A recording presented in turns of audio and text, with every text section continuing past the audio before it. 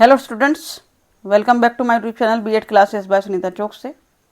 विद्यार्थियों, कल आपका पेपर है, उसके लिए लगातार कुछ महत्वपूर्ण प्रश्न आपको दिए जा रहे हैं। उसी श्रृंखला में देखिए, एक प्रश्न ये भी आने की संभावना है, संभावित है। पाठ्य पुस्तकों के मूल्यांकन की कुछ विधियों को पूछा जाता है, जिसमें से दो विधियाँ हैं। आप देख सकते हैं स्क्रीन पर लिखा है पाठ्य पुस्तकों के मूल्यांकन की विधियों को बतलाइए। पाठ्य पुस्तकों की उपयुक्तता का मूल्यांकन करने के लिए दो विधियों का प्रयोग किया जा सकता है। प्रीवियस वीडियोस में ये सब विधियों को इंग्लिश मीडियम और हिंदी मीडियम दोनों में समझाया गया है, डिटेल में समझाया गया है, पावर पॉइंट प्रेजेंटेशन के साथ समझाया गया है। परंतु ये जो श्रृंखला आपके सामने प्रस्तुत की जा रही है, कल के पेपर के लिए लगातार कुछ लोगों को प्रश्न नहीं मिल रहे, तो लगातार कैसे प्रश्न प्राप्त करेंगे और प्रश्नों के उत्तर प्राप्त करेंगे, शॉर्ट में फटाफट दिया जा रहा है। तो चलिए नोट डाउन करिए। संख्यात्मक मान निर्धारण पैमाना विधि अगर आ जाए तो कैसे लिखना है, शॉर्ट में समझेंगे फटाफट। रेटिंग स्केल मेथड, जिसे हिंदी इंग्लिश में कहते हैं रेटिंग स्केल मेथड। इस विधि में पाठ्य पुस्तक मूल्यांकन के कुछ मानदंड निश्चित किए गए हैं, क्राइटेरिया निश्चित किए गए हैं। इन मानदंडों को एक तालिका में, एक टेबल में प्रस्तुत किया गया है। पाठ्य पुस्तक की विशेषताओं के अनुभव के आधार पर एक टेक्स्ट बुक की कैरेक्टरिस्टिक्स को देखते हुए, मानदंडों को ध्यान में रखते हुए, क्राइटेरिया को ध्यान में रखते हुए रेटिंग हम देते हैं। सामान्यतः रेटिंग की 5 श्रेणियां दी गई हैं, 5 स्केल दिए गए हैं, जिनके लिए संख्यात्मक मान निश्चित होता है। मानदंड के अनुसार मूल्यांकनकर्ता की जैसी सहमति होती है, जैसा उसका थॉट होता है, उस श्रेणी के नीचे वो सही का निशान लगाता है। रेटिंग की श्रेणियाँ तथा संख्यात्मक मान निम्न प्रकार निर्धारित किए जाते हैं। श्रेणी संख्यात्मक मान इस तरह का चार्ट बना देंगे, टेबल बना देंगे।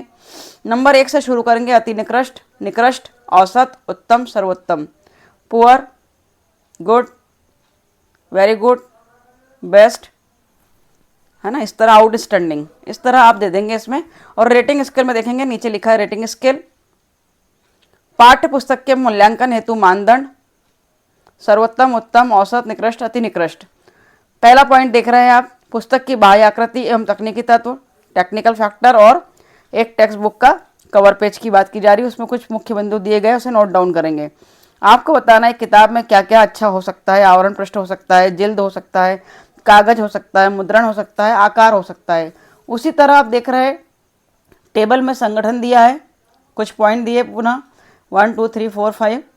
तीसरा दिया प्रस्तुतिकरण, चौथा उदाहरण, पांचवा चित्र मानचित्र, चार्ट, ग्राफ आदि, अभ्यासार्थ प्रश्न और संदर्श एवं निर्देशन।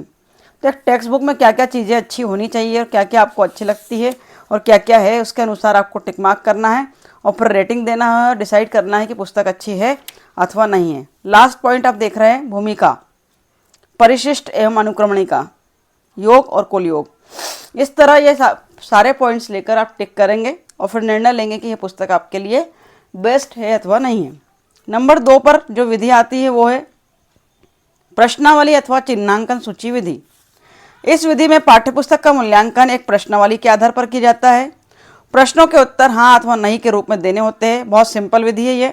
सामान्यतः प्रश्नावली में ही प्रश्नों के सामने हाँ नहीं लिखा जाता है। देखिए, कुछ प्रश्न पूछे जाएंगे और हाँ नहीं लिखा जाएगा। उसी के आधार पर, प्रश्नावली विधि के आधार पर, क्वेश्चनर मेथड के आधार पर ही आप डिसाइड करेंगे कि पुस्तक अच्छी है अथवा नहीं। अर्थात हम एक टेक्स्ट बुक का इवैल्यूएशन कर रहे हैं विद्यार्थियों।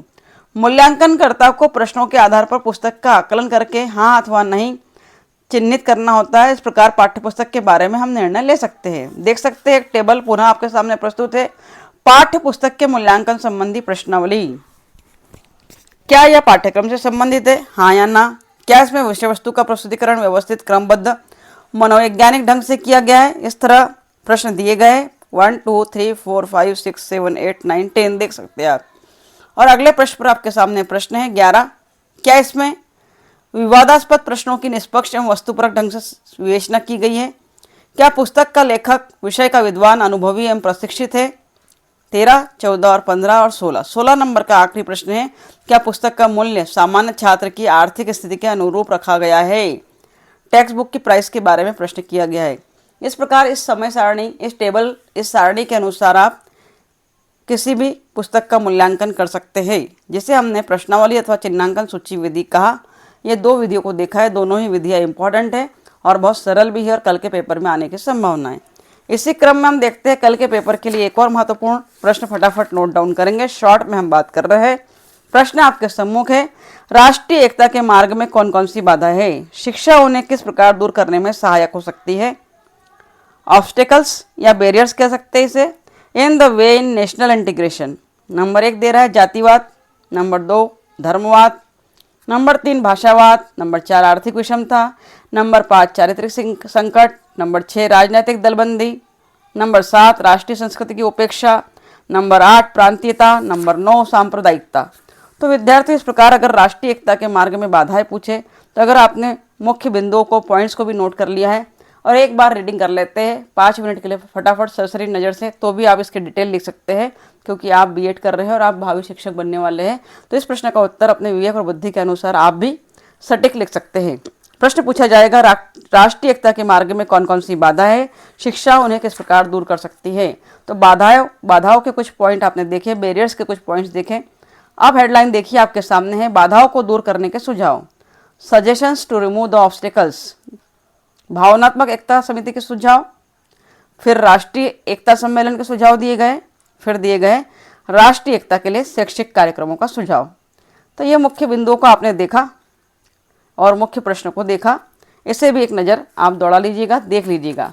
इसी क्रम में curriculum development and school CC4 में एक महत्वपूर्ण प्रश्न है बहुत, स्टैनली निस्बत को आपने पढ़ा होगा। स्टैनली निस्बत का क्राइटेरिया मैंने दिया है, वीडियोस में समझाया है बहुत अच्छे से, प्रीवियस वीडियोस में जाकर देख सकते हैं। और किसी को अगर लिंक नहीं मिल रही है तो मुझे कमेंट बॉक्स में लिखिए, आपको उत्तर प्रदान किया जाएगा। अगला प्रश्न देखेंगे, व्हीलर द्वारा प्रस्तावित मानदंड पूछा जाता है कि व्हीलर द्वारा प्रस्तावित मानदंड को समझाइए। Criteria proposed by DK wheeler. Short में देखेंगे, अभी हमारे पास इतना समय नहीं कि हम डिटेल में इसको समझें, बहुत सारे प्रश्नों को डिटेल में एक्सप्लेन किया गया है, वीडियोस में जाकर देख सकते हैं। ये कल के लिए एक छोटी सी तैयारी है आपकी, शॉर्ट में हम नोट डाउन कर रहे हैं। नोट डाउन करिए, व्हीलर द्वारा प्रस्तावित मानदंड अगर पूछा जाए तो कौन कौन से मुख्य बिंदुओं को कवर करना है। Criteria proposed by DK Wheeler. अंतर्वस्तु के चयन के लिए व्हीलर द्वारा प्रस्तावित मानदंड को 2 भागों में विभक्त किया गया है। कितने भागों में? 2 भागों में। पहला मुख्य मानदंड मेन और प्राइमरी क्राइटेरिया है, इसके अंतर्गत 2 बिंदु है, नंबर 1 वैधता, नंबर 2 महत्व।